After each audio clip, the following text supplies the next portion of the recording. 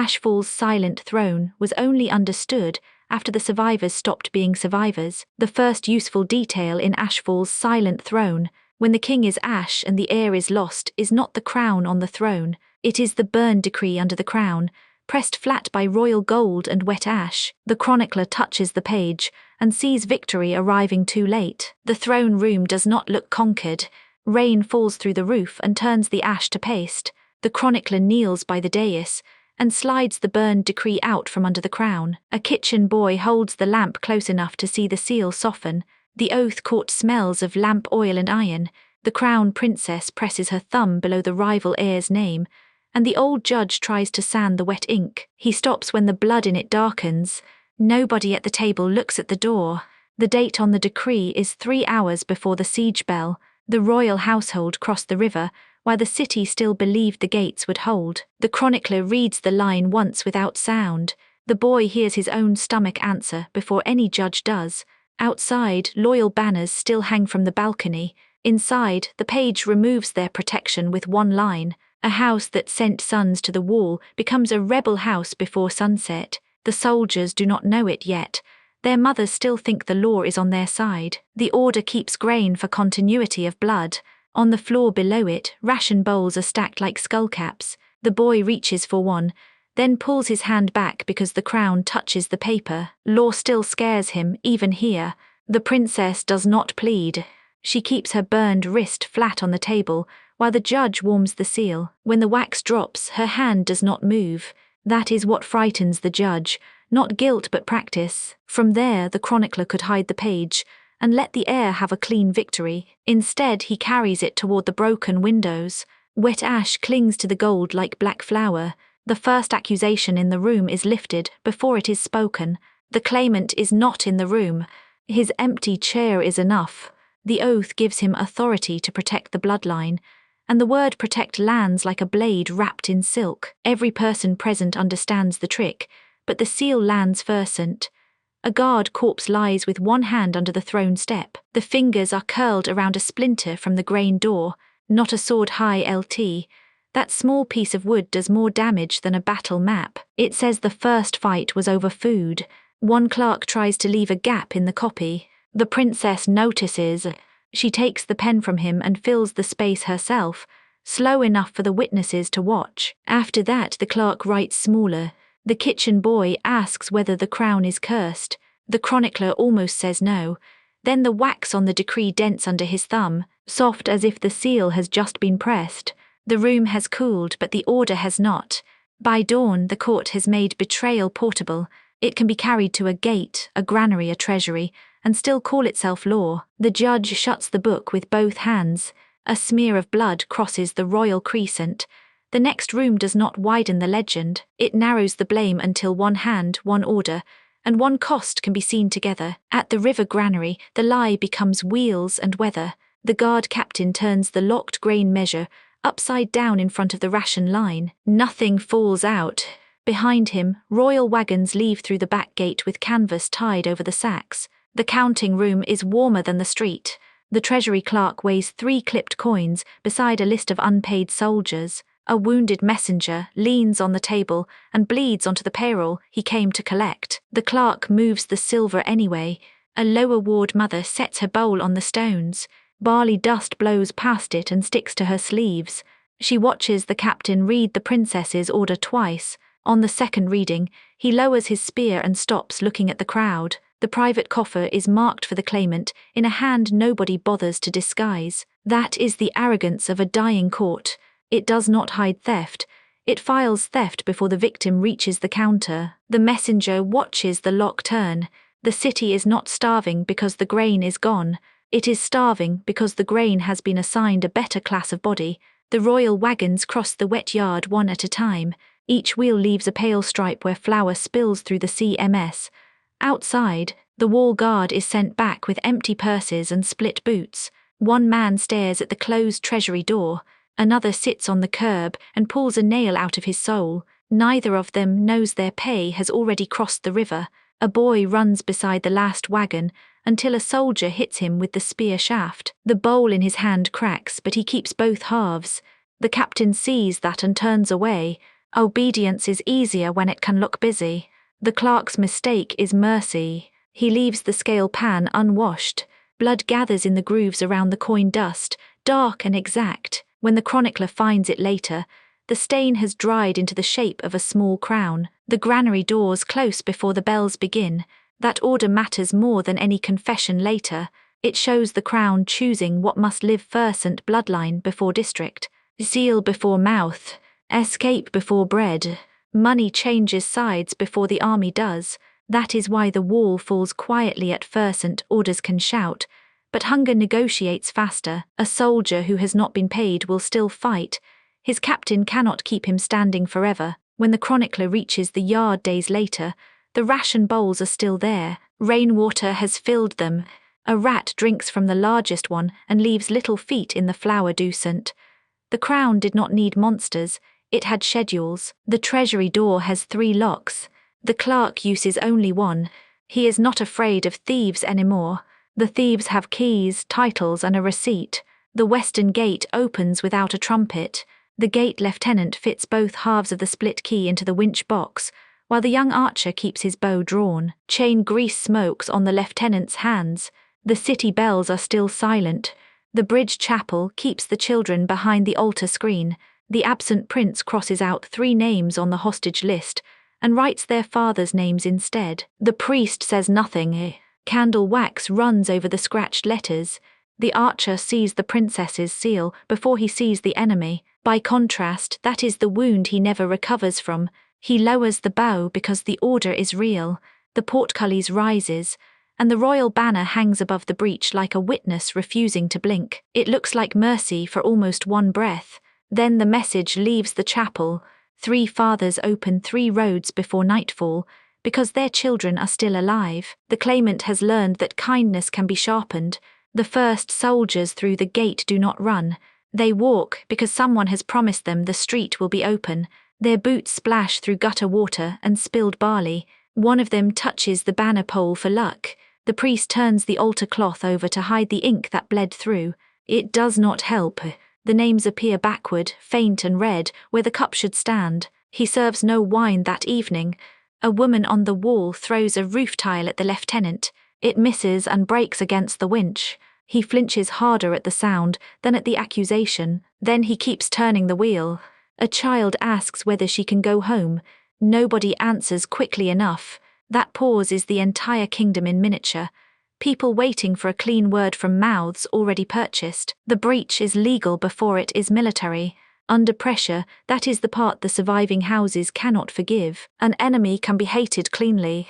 An order with the right seal has to be remembered inside the family. The absent prince does not look cruel in the chapel. Past midnight, that is why the page is hard to bear. He speaks softly. He saves children. He uses the saving as a hinge for surrender. Across the margin, when the gate finally stops moving, the archer still has an arrow on the string. He never looses it.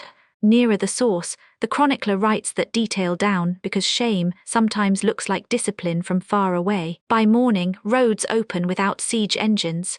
The chapel bell rings for prayer, and for capitulation with the same bronze mouth. The sound carries across the river, sweet enough to be obscene. On the burned stair, the princess wraps a torn banner strip around her ricent.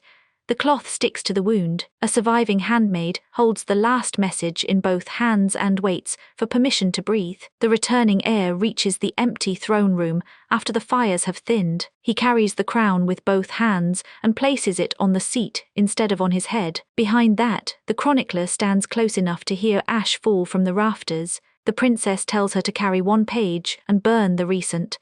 That sounds like confession until the handmaid sees which page survives. It names enough guilt to make history honest, but not enough to save the people still trapped below. No choir answers him. No court rises. No enemy remains grand enough to blame. The room offers only the decree, the oath book, the grain order, the payroll, the key, the hostage list, and the handmaid's page. Sparks crawl up the wall beside them. Quietly, the princess watches the sparks instead of the handmaid. Red thread melts into the skin of her palm. She has the look of someone arranging a room she will never leave. The heir asks for the names to be read again. Halfway through, he sits on the steps below the throne. That is the only human thing he does. A ruler would stand. A survivor sits because his knees have understood before his title does. The handmaid hides the message in her hair. She walks through smoke with her chin down while soldiers shout for water. Nobody searches her because everyone is watching the princess. Power is useful even when it is dying. The crown has not been loosened. That is the horror. It arrives intact after the food.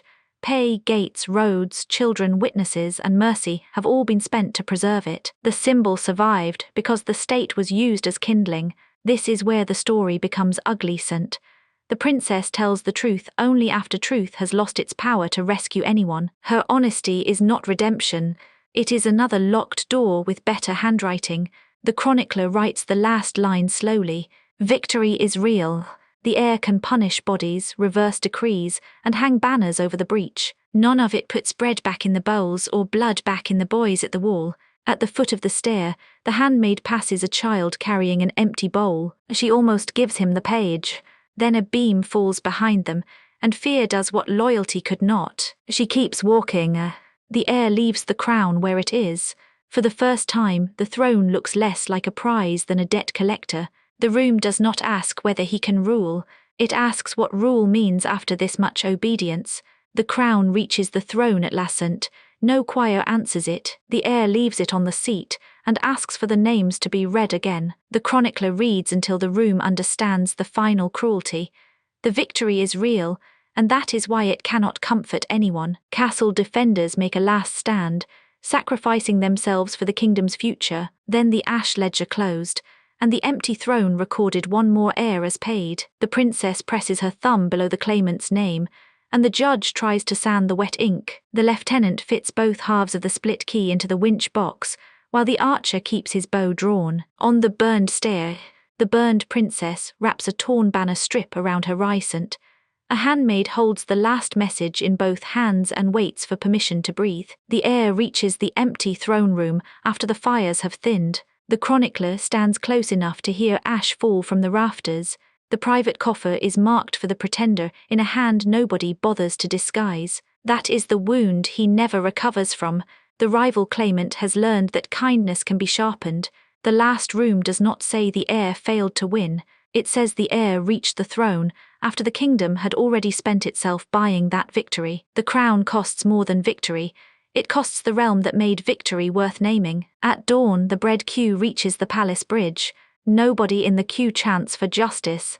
They count children, count loaves, and count the guards who will not meet their eyes. The heir can hear the city breathing through the broken windows. That sound does more damage than any accusation. The first punishment is small. A treasury clerk is brought forward with ink on his thumb and blood on one sleeve. He does not deny the ledger. He only asks whether the soldiers were supposed to eat loyalty. The question lands badly because everyone in the hall knows the answer. A captain from the western wall kneels with his helmet under one arm. The helmet is split where a stone hit it during the breach. He says the gate opened legally. He says that is why his men hesitated. No one in the throne room wants a legal wound, because a legal wound has a signature. The hostage list is read after the payroll. 3 fathers are named. 2 are dead. 1 is alive and standing in the room with his hands folded so tightly the knuckles have gone white. When his child's name is spoken, he does not look at the heir. He looks at the crown. By midday, the old judge asks for a clean charge. Treason would be easy. Theft would be easy. Murder would be easy. The problem is that the realm was not murdered in one room. It was moved piece by piece through rooms that all kept records. The heir walks the granary yard before sunset. Rain has softened the flour dust into paste. A child has drawn a crown in it with one finger, then crossed it out. The heir kneels beside the mark and does not touch it. Some evidence should not be repaired by royal hands. That night, the surviving handmaid returns the burned page. She carried it through smoke, hair, river mud, and 2 searches. The page is not enough to save anyone. It is enough to stop the court from pretending ignorance was a shelter.